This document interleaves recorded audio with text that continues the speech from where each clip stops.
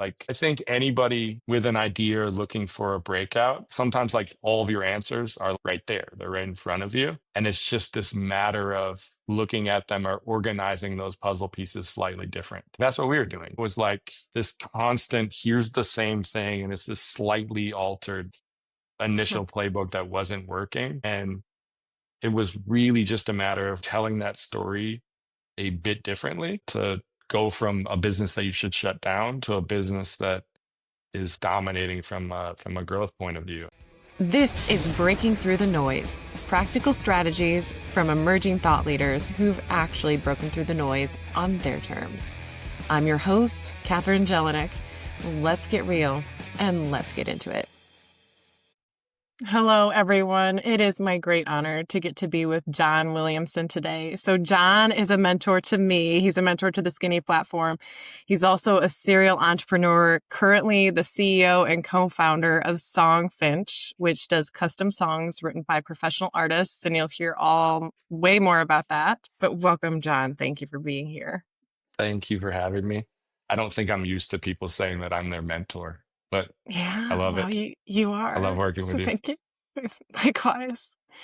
Okay, so what was the original spark for Songfinch? Like the founder story here is basically in 2013, my younger brother was getting married, and I was asked to be the best man at the wedding. And I've since gotten better at it, but I I'm not like really great like public speaking. So I had this fear of, oh, I got to give a speech and it's got to be really good and people have to remember it. So is there a way to kind of cheat the system on that? And my brother worked with me at the time. So a really cool story that was like intertwined within music. So I was like, let me find a band that he likes and let me like share some stories, especially like some fun how they met style stories and things like that would resonate with them, but also like resonate with people that were there in attendance, right? And maybe that can like help me mask like giving a C- speech. So I got a band to write and record the song, and it was awesome. It was called Robin Jen, and I gave a speech. Maybe it was a little better than a C-, but I gave a really short speech, and I told the DJ to hit play. And it was just like one of those moments where it's like, I expected something from it, but it was like transformational. It was a room of 200 people. At first, it was like, hey, what is this? Because there wasn't a lot of setup. It was like, hey, play this song. And then it was like the realization moment you could see on people's faces of like, oh my gosh, this is about them. And then it got into probably by the end of the first chorus, you see some tears, mostly from parents, and they're like, understanding what this is, and then you go into the second verse and you like get some laughs through those tears. It's like this setup, right? And it just worked so well. And it wasn't like I left there and I'm like, cool, this is the next business, this is what I'm going to do. But it really stuck with me. And then I saw people from the wedding months after, or even a year plus after, and they're like, oh my god, that song at the wedding, that was incredible, like how'd you do it? And it was like, well, I went and contacted this band and I asked them to do this and I paid them to do it and they did it and it was awesome. So I think it was like 3 years later where it was like, hey, that idea there, like let's try to build on that. That could be something. And I had a handful of other businesses and things going on at the time, but it was like, all right, let's try that.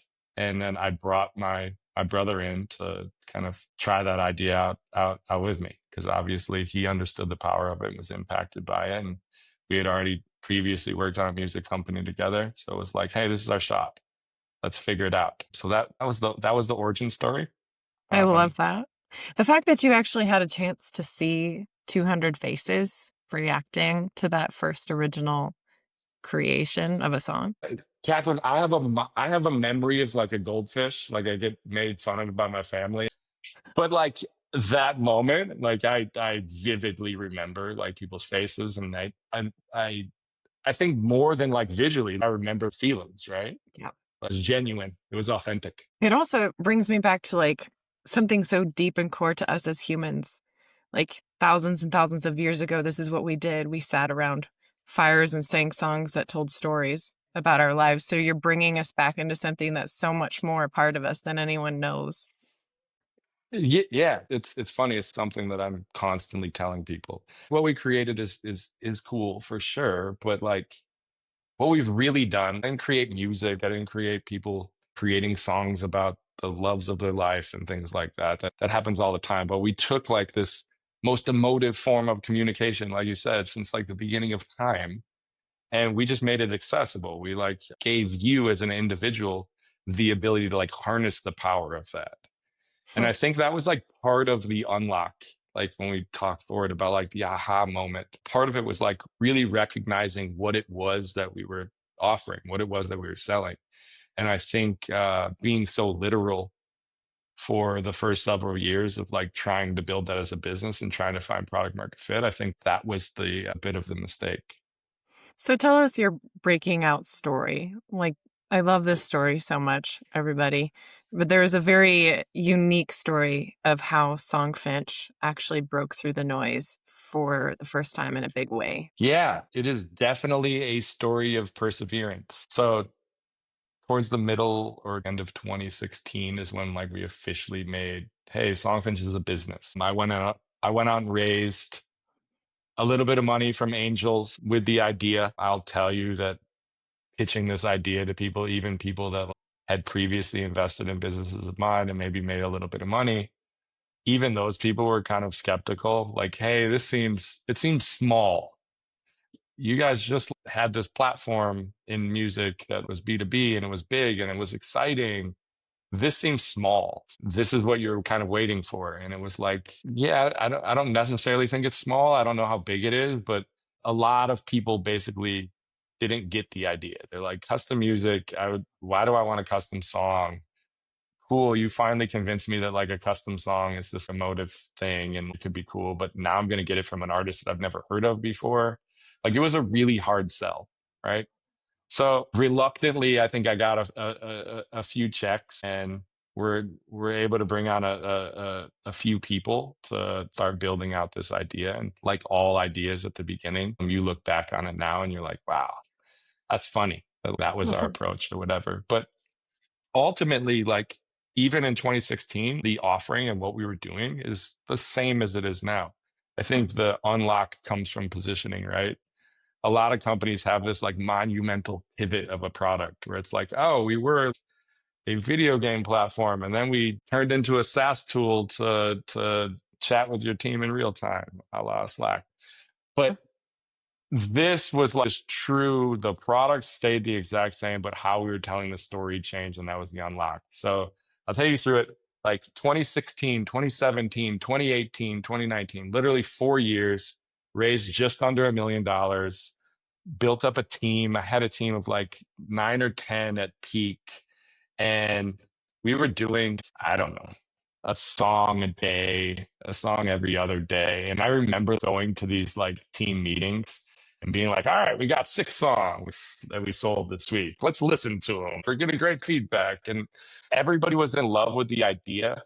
But I think our lack of being able to break through to the consumer, as well as like all the people in our ear that would be like, this is the small business. Like, this is a niche business. This is not a venture backed business. You can't raise venture dollars off of this. This is a business for music nerds who buy vinyl box sets. It's not big enough. You're going to have to bootstrap this or come up with a way to truly expand it. And we weren't really buying it through those first 4 years. I think we topped out at $150,000 in revenue. So we're living on the angel money that we got, trying to figure it out, trying to break through, telling a lot of the same story. Like, hey, we're not making traction, but look, aren't these songs awesome? Look at what the customers say. It's really good. I know there's only 30 of them this month, but yeah, it's good.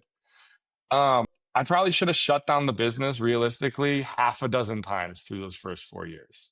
We had so many almosts where we went all in. We went and pitched on a very popular television show where people pitch their businesses and give very large percentages of their Ha businesses ha ha. to people for very small amounts of money. We did that. We got laughed out of that room, and then the episode didn't even air. So we didn't even get the Oh, benefit of wow. that. We were working on a deal for 8 months in 2018 with one of the two major like greeting card conglomerate companies, where we thought that we were going to have these $200 greeting cards on 70,000 store shelves. And when we got to like the 1 yard line, consumer testing said it was a bad idea. So the whole deal got pulled. So like there were many times during those first 4 years where it's like the combination of not finding traction ourselves and having like our big shot partnerships or our big shot deals to break out fall through. A lot of gut punches. So I can tell you no staff left. I was running an agency on the side during this time in 2019, end of 2019. My brother was also now moved over and working for this creative agency. We were like keeping the door open. Like every once in a while we would get orders and we would just fulfill them, right? We had no staff left for Songfinch. The investor letters, as you can imagine, were basically like, hey, there's nothing here. We'll let something happens. Oh. So then January 2020 comes around. It's finally, all right, it's time. Let's pull the plug. We had $30,000 left in our bank account and no hope of this thing working. And the agency business that I was doing pretty well. So it was like, let's finally pull the plug. We've kept this thing on a breathing machine for the last year plus. Like it's sorry to see it go, but let's turn it off. So we sat down in January of 2020 and we're like, cool, Valentine's Day is right around the corner. Let's throw this last $30,000 in like a singular Facebook ad. We haven't really had a lot of success with Facebook in the past, but let's just try it. Like, this is the Hail Mary. What'll happen is we'll be able to drop all the money. The bank account will go to zero. We'll send out the note, say it wasn't based on lack of effort, but it's done. It's not going to work. During that time, we kind of like had this idea like, hey, if we're going to do that, let's try to get out of our own heads and do something different. I got to tell you, the first 4 years we were selling this thing, personalized songs.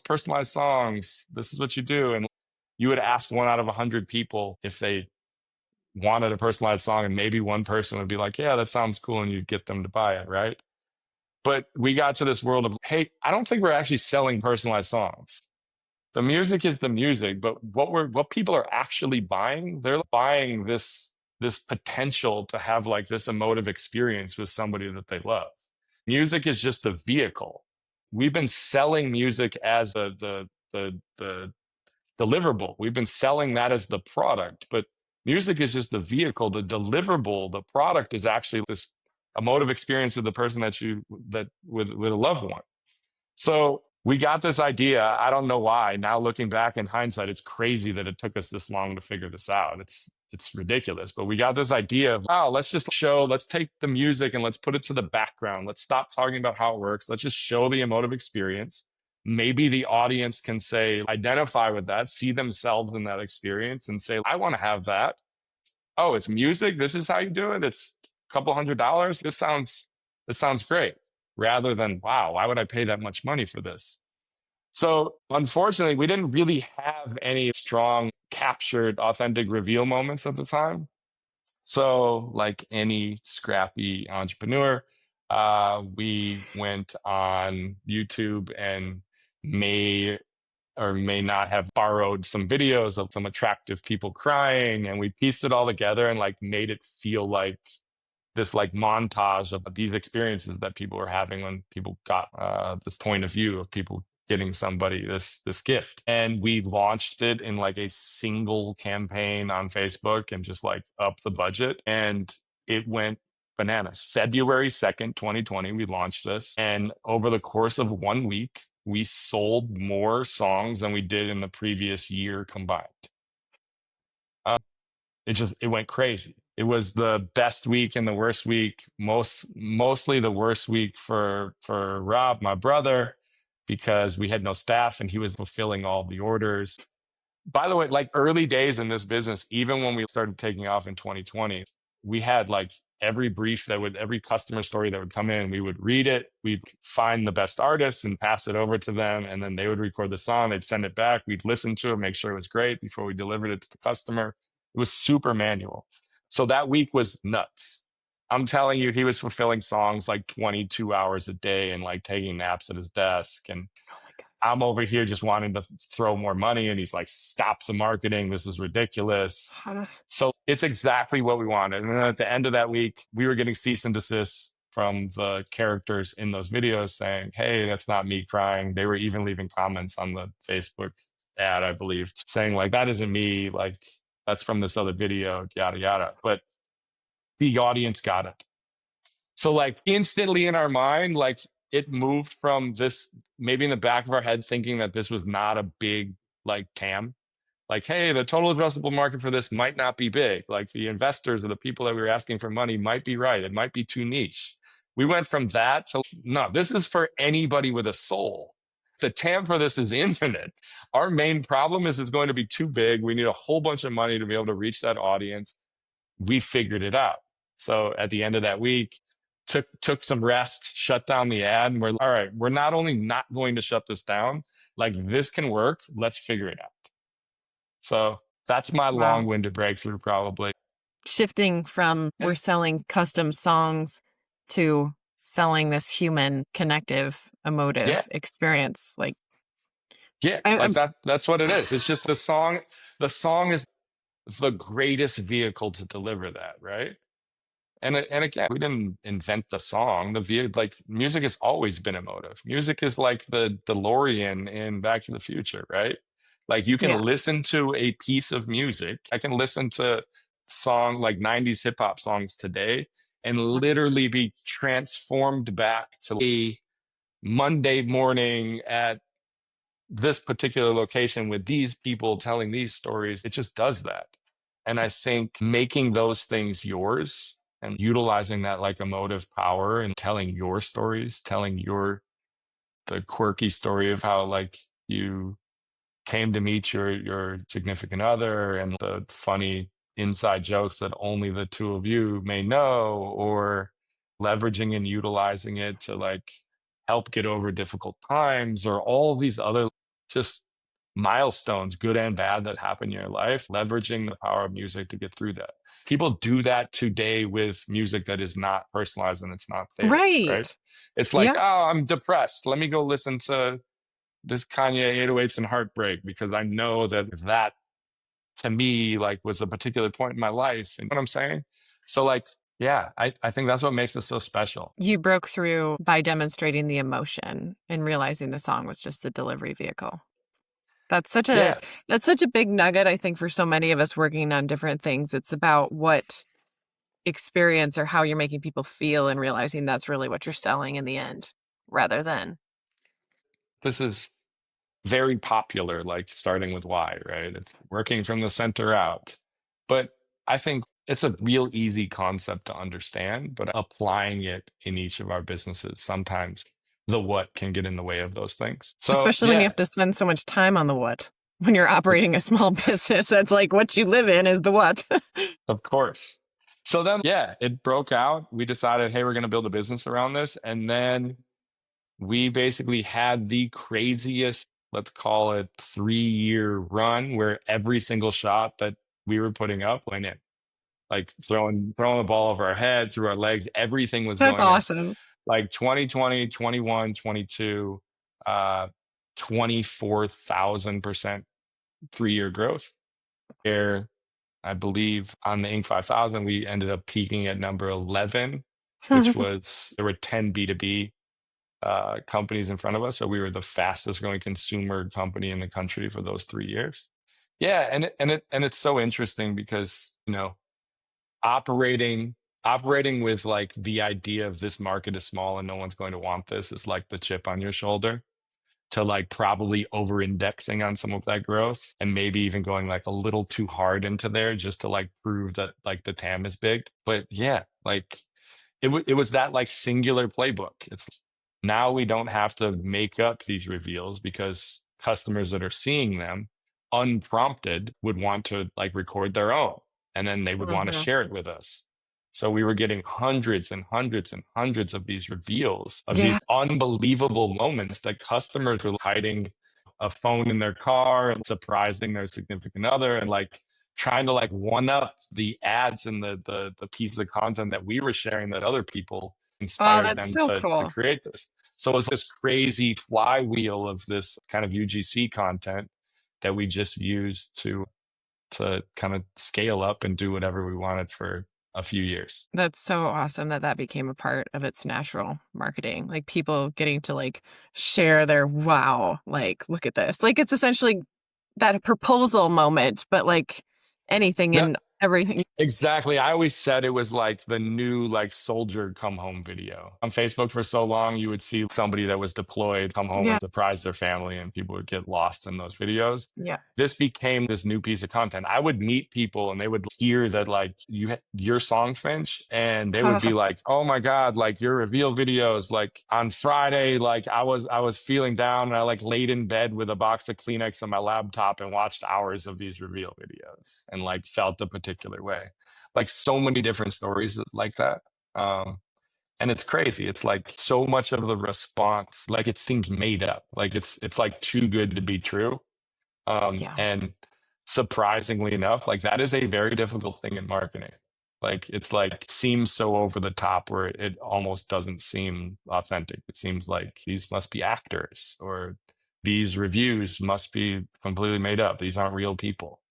So like that has been a big thing for us is like, how do you kind of track all of these things back so users understand, no, these are real people. Like you're just as surprised as I am, like reading these things. Especially going into like the next decade, that what you're really doing is bringing out some of the most core, raw, peaked experiences of human life and creating a business where people feel better and feel like they were a part of something special and feel like they got to deliver something special. That's so cool. So we're hitting our time nearly, but like Uh-huh. any last advice you want to share for the entrepreneur or emerging creator, thought leader who's listening to this and really feeling inspired from your story? Yeah, I mean, there's a bunch of advice, but I think probably the biggest piece that is relatable to this story is we as people can get into our own heads so much, right? Like we can become like myopic in our path forward and what we think is the answer. And I think some of the best breakthroughs in my career as a many time over founder of businesses, when I'm able to like press pause and like get outside of myself and understand like here's all the pieces, here's what's going on, here's how I'm seeing it, but like how do you look at this like 180 degrees different? How do you look at the 30 degrees to the right? Like I think anybody with an idea or looking for a breakout, sometimes sometimes like all of your answers are like right there. They're right in front of you. And it's just this matter of looking at them or organizing those puzzle pieces slightly different. And that's what we were doing was like this constant, here's the same thing. And it's this slightly altered initial playbook that wasn't working. And it was really just a matter of like telling that story a bit differently to go from a business that you should shut down to a business that is dominating from a growth point of view and that is making the level of impact that you believed it could make when you first started it, right? So I don't know. I think my advice is just pause and begin looking at things different. Don't just assume that what you have isn't going to work because there was some reason to create that in the first place. While some ideas need to be abandoned, that's fine. Like don't be foolish to that either. But I think just make sure that you're examining it from a bunch of different perspectives and I don't know, just kind of believe in your perspective and figure out ways to kind of let in new ideas. I don't know, maybe that works. Shifting perspective and on believing in the real original reason you even started it, that wedding, when that moment of watching 200 people like have this I collective I, experience. I mean I will tell you, yeah, getting to the core of what you are doing will get you through the hardest of times for sure. Mm, If you're doing something that you really believe in, I, I was saying I get caught. I'm so in the dashboards now, and I'm so into these metrics, and we're in this world in which we're trying to get more efficient. We're trying to really push towards this world of like operational profitability now. Like it's time. And I can get caught up and you can get in like a downswing where you're like, wow, this is not going how I want it to go. Some of these things aren't adding up properly. What's going on here? And you can, at least me, my mood sometimes is dictated by what I'm seeing on a daily basis on those dashboards. And that's like truly. not good for anybody, right? But again, pausing and understanding, cool, this may say 200, it may seem insignificant, or this may say this number. And as a number, it seems insignificant, but pause for a second and understand what one of those is. And for us, at least for me personally, that brings me back. That brings me back, and I'm like, okay, let's figure this out. The data is the data. We have something that people love here. How do we dial in? You know? So I don't know. That's It's awesome. there's a soul and heart into what it is that we do. And I know that even in this crazy time that we're living in with AI and the rapid increase in technology, and us as human beings not understanding the place that we're even going to be able to play in this whole thing, um, that can send you down a path at times. But I think knowing that these connections are craved, right? And they're always going to be craved. This isn't replaceable. Human beings interacting with one another, sharing experiences and stories. So it's super interesting where we're going. I believe that this business that I've created has a very strong place in the It future. does. Yeah. Well, I think Yeah. the biggest thing that keeps coming back to me is how you are doing the thing that we've been doing for thousands of years and making it easy to do from wherever you're living, whoever you're with, connecting with somebody. You're just making it possible in this modern world, but it's ancient too. No, for sure. And I think I can go down a rabbit hole in regards to what we're doing for the music business too. Like Mm. I've been in music in some form or fashion for 25 years. And there's this chicken and egg problem that's always existed. And that problem is if you don't have money, you can't get fans. And if you don't have fans, you can't make money. So basically 99.99% of artists are hobbyists and music Okay. is a pipe dream to them. And we've definitely like kind of cracked that code in a sense in which we've created a demand for the experience, not necessarily who's creating it, but through that process of creating this crazy experience for strangers as an artist, you're forging this super fan lifelong relationship. So we've created this world in which the artists can make money, but also build this fan base at the same time. So the next level for us That's is so like, how cool. do you take that from a couple thousand artists to all of them? Hmm. So Yeah. And the journey the continues. journey So continues. thank you so much for all of this amazing Hail Mary story, John, and all of the other wisdom shared around it. And then just for the audience, especially since we're near the holidays, if we want to go and we love the idea of a custom song as a gift, like where shall we go? Just to the Yeah, website? why don't we put together some promo on the fly here? What do we want to do? Sure. Are Um, you guys doing anything anyways for I mean, we're nearly to Black Friday. we are. I try to not get crazy on the coupon codes because this is like Totally. this premium experience. But can we put together something and like put it right here in the video?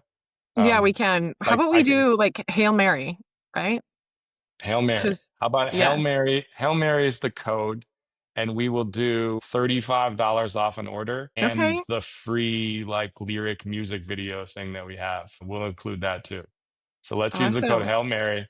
We'll do it through, I don't know. I don't know when this is going to come out, but we'll keep it It'll come live. out We'll do it through the tomorrow, the next day. ah, Yeah, perfect. Wednesday. So Yeah. yeah, we'll do it. Cool. So yeah, you go to songfringe.com, click start your song, and basically you're going to answer a couple quick questions, and then you get thrown into what feels like a combo of TikTok and Tinder. It is an artist video feed where you get introduced to all of these artists, and you can be like, no, no, no, and flip through them and like find your perfect match, and then you kind of move from there. And then you Wow. share stories, you make a purchase, and then over the course of 7 days, you literally like work directly with that artist. They share lyrics with you, you get feedback, you put your fingerprints on it and get it to this point of like this incredible deliverable. Okay. Well, I think you got me and a bunch of other people thinking now. Let's do it. Thank you again, John. This was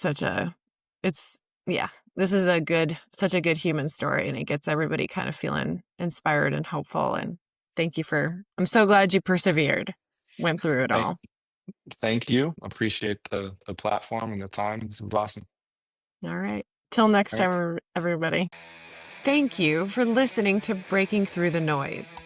You can follow us on YouTube, Spotify, or Apple Podcasts. And drop a comment on topics you want to hear about in future episodes. We'd love to hear that. Thanks again for tuning in. Till next time.